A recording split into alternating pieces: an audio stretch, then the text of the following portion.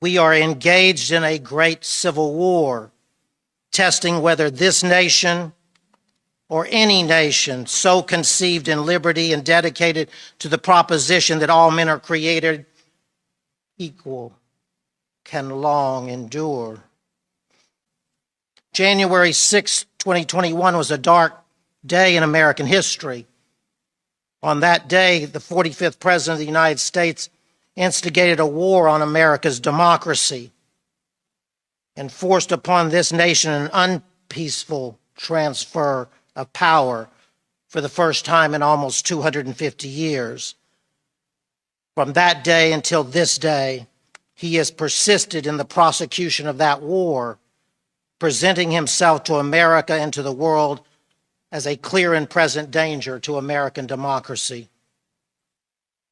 4 years later, on January 20th, 2025, the same man, the 47th President of the United States and now wannabe king, declared war on the Constitution, the rule of law, and the nation's federal judiciary.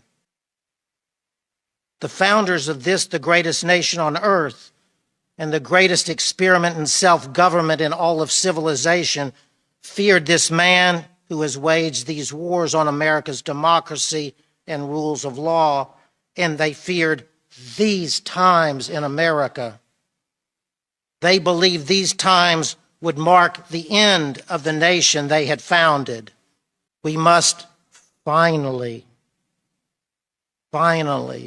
summon the courage that has eluded us in our all-consuming fear.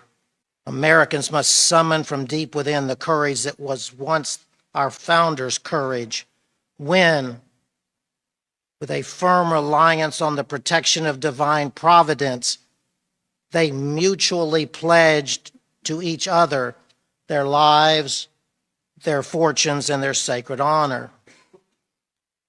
The time has come again, as it has come before, when the appalling silence of the good people is now betrayal.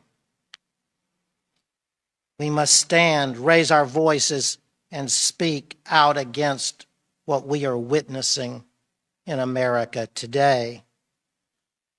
We must break the silence of the night,